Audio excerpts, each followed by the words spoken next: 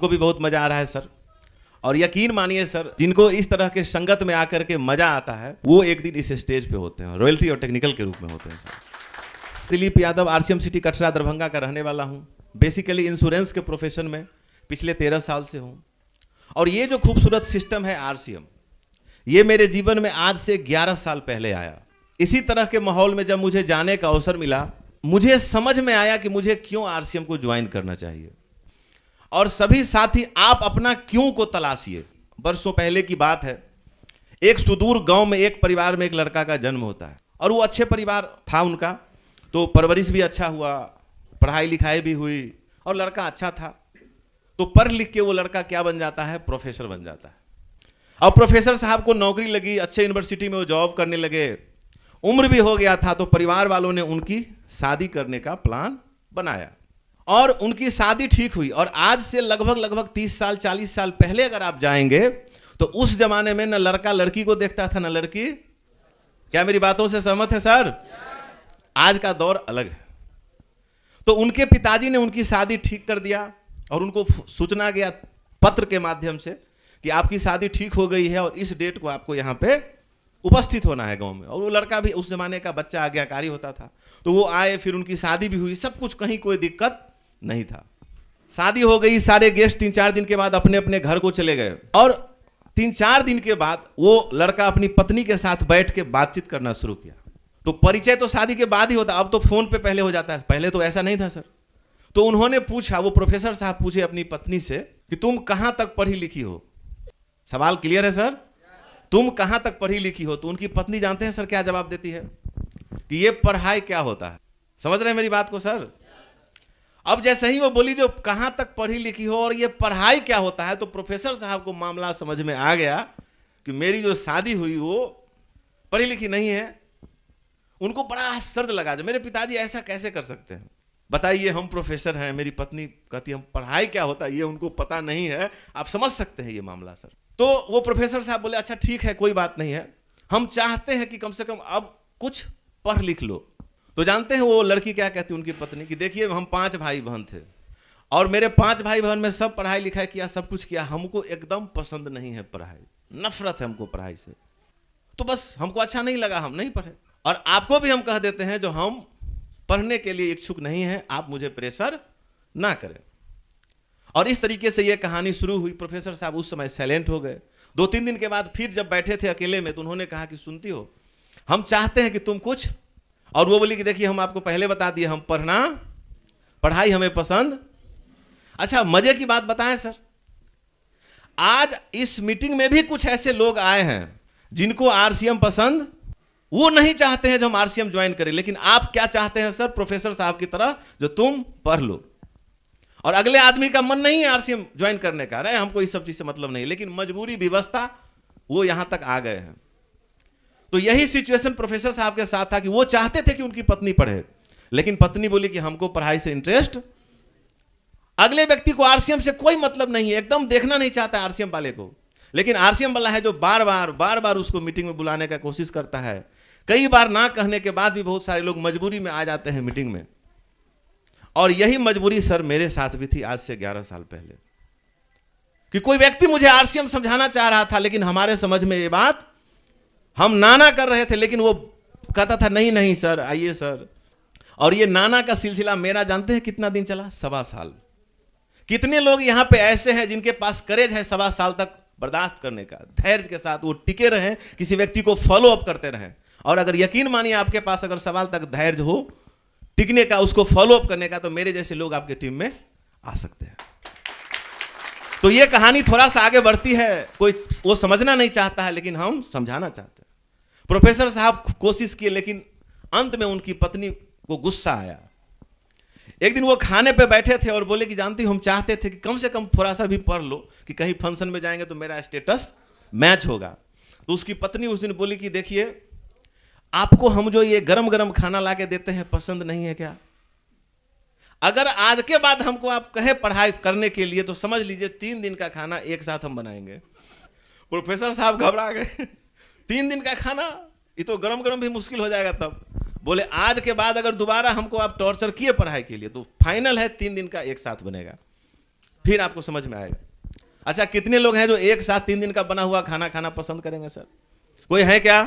नहीं है। प्रोफेसर साहब उस दिन सोच लिए कि आज के बाद हम इनको नहीं कहेंगे। समय बीतता गया, धीरे धीरे धीरे धीरे उनकी जिंदगी आगे बढ़ रही। 2 संतान हुआ, एक लड़का और एक लड़की। बच्चे भी बड़े हो गए, बच्चा 8-10 साल का हो गया, बच्चा स्कूल जाने लगा, बच्चा पढ़ने लगा। धीरे धीरे जब बच्चा बड़ा हुआ तो प्रोफेसर साहब बोले अपने बच्चे को, जानते हो बेटा, हम ये चाह रहे थे, मेरा एक सपना है कि तुम्हारी माँ कुछ पढ़ लिख ले। हम तो थक गए, अब हमसे वो हम नहीं कह सकते उनको, लेकिन हम चाहते हैं कि तुमसे बहुत प्यार करती है तुम्हारी मम्मी, तुम कम से कम एक बार बोलो उनको कि मम्मी कुछ पढ़िए। और एक दिन वो बच्चा लोग सब आदमी टेबल पे खाना चल रहा था और वो बच्चा बोलता है, मम्मी मम्मी हम एक बात आपसे कहना चाहते हैं। मम्मी बोली, बोलो बोलो क्या बात है। मम्मी, बच्चा बोलता है कि मम्मी हम चाहते हैं कि आप भी कुछ पढ़ लिख लेते, क्योंकि पापा प्रोफेसर हैं, आप पढ़ी लिखी नहीं है, थोड़ा सा अच्छा नहीं लगता, स्टेटस को मैच नहीं करता। जैसे ही ये बच्चा मम्मी को बोलता है ना सर, मम्मी समझ जाती है माजरा, ये डायरेक्शन पापा जी की तरफ से आया है। और यही घटना आपके साथ भी होता है। आप किसी को आरसीएम समझाना चाहते हैं, अगला समझना नहीं चाहता, और जब आप थक जाते वो मना करता है। और मजे की बात बताऊं, हम एक दिन स्पष्ट उस व्यक्ति को ऐसा मना किए थे कि सर आज के बाद खबरदार जो आप आरसीएम का चर्चा मेरे साथ कीजिएगा, अगर किए तो रिलेशन यहीं खत्म हो जाएगा सर, समझ लीजिए। धमकी दिए थे उस दिन उनको हम। और उस दिन के बाद कुछ दिन के लिए वो साइलेंट हो गए थे। मिलते तो थे, नमस्कार होता था, आरसीएम का बात नहीं होता था। और तब जानते हैं सर हम क्या करते हैं, हम कोशिश करते हैं अपने अपलाइन को बुलाते हैं, उनको भी फुसला करके बहला करके बुलाते हैं, जो अपलाइन से कैसे भी करके मिला दे। अब हम नहीं बताएंगे, अब कौन बताएगा आरसीएम? वो माताजी अब डायरेक्ट पिताजी नहीं कह रहे हैं अपनी वाइफ को, वो बच्चा के भाया मीडिया बना करके थर्ड पार्टी का यूज कर रहे हैं, जो कम से कम पढ़ लिख लें। इसी प्रकार हमारे आरसीएम में भी होता है हम लोगों के साथ। अच्छा, ऐसा होता है सर? सबके साथ होता है। अब इस कहानी में अब आगे क्या होता है, वो माँ कहती है बच्चा को, बेटा खाना कैसा है आज का? तो बोलिए नहीं, खाना तो मम्मी बहुत अच्छा है। तो बोले जो घर का खाना तुमको पसंद नहीं है, हमारे हाथ का खाना, आज के बाद अगर तुम हमको एक बार भी बोला पढ़ने के लिए तो सीधा बोर्डिंग भेजेंगे तुमको हम। बच्चा को ऐसा धमकी मिला कि बच्चा भी साइलेंट हो गया।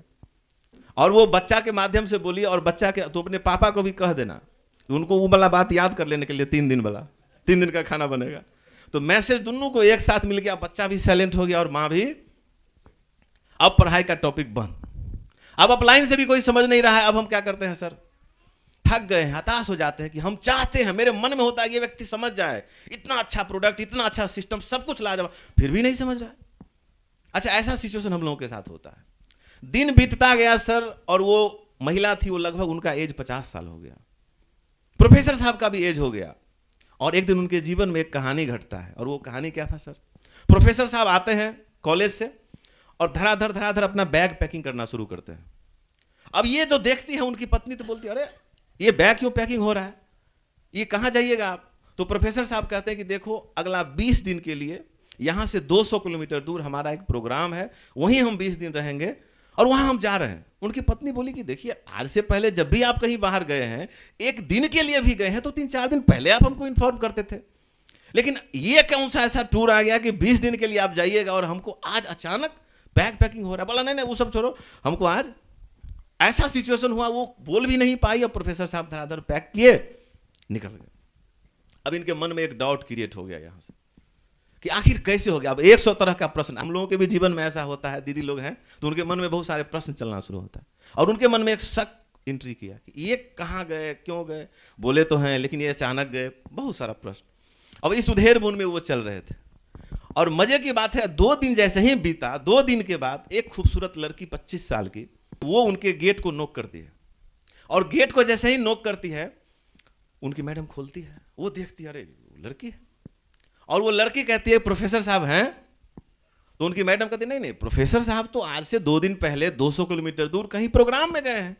तो वो लड़की जानते हैं क्या कहती है, सर क्या बात करते हैं आप, प्रोफेसर साहब 2 दिन पहले 200 किलोमीटर दूर प्रोग्राम में?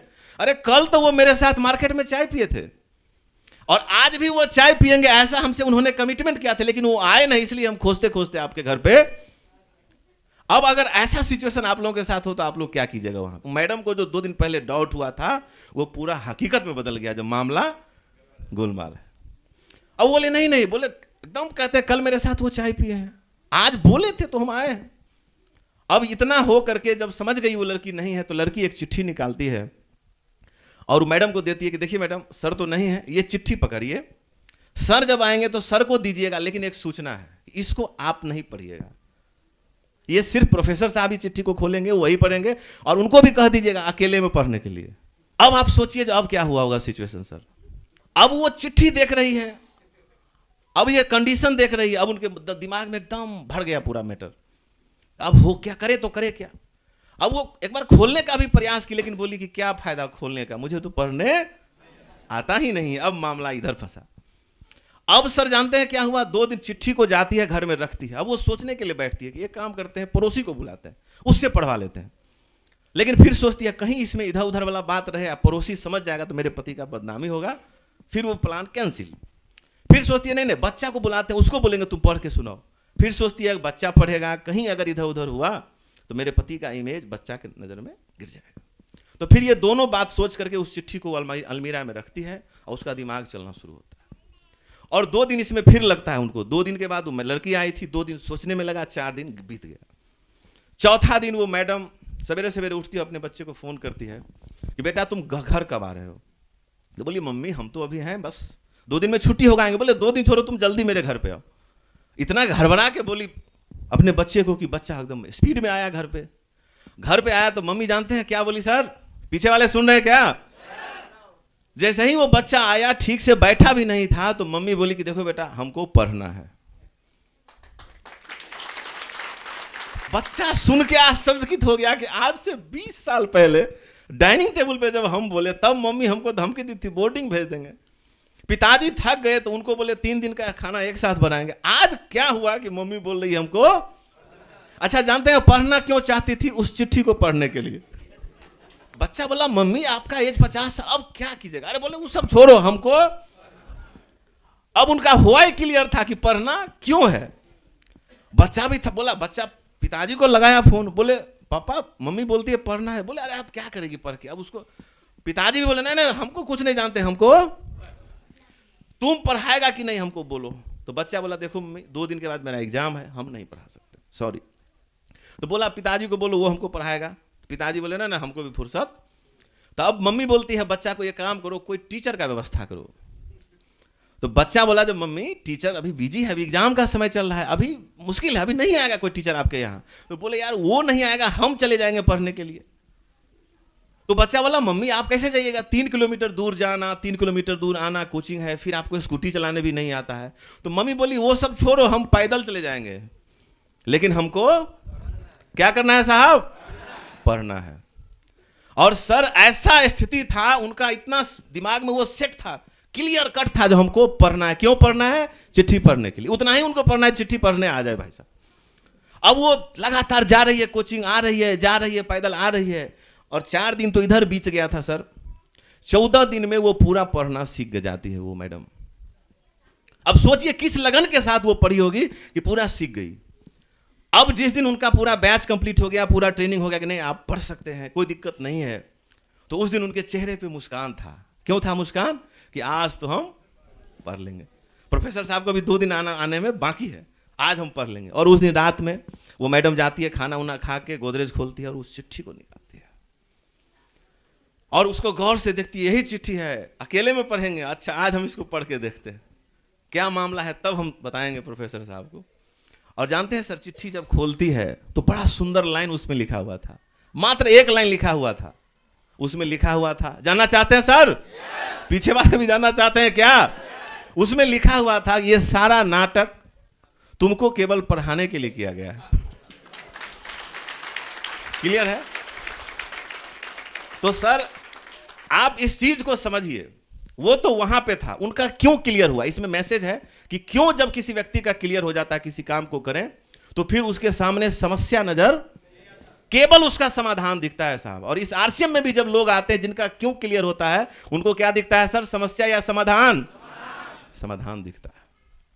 मीटिंग में आना है नो प्रॉब्लम, यस। सब कुछ में प्रोडक्ट यूज करना है, क्लब करना है, भिलवाड़ा चलना है, कुछ भी कीजिए यस, क्योंकि उसका क्यों क्लियर है सर। और हम आपको यह कहना चाहते हैं, हमारे भी कहानी इस प्रोफेसर साहब से मिलती जुलती है साहब। हम भी नहीं चाहते थे जुड़ना, लेकिन उस व्यक्ति को हम धन्यवाद देना चाहते हैं जो मेरे पीछे भूत की तरह पड़ा हुआ था। धमकी देते थे तो रुक जाता था, फिर कोशिश करता था बताने का।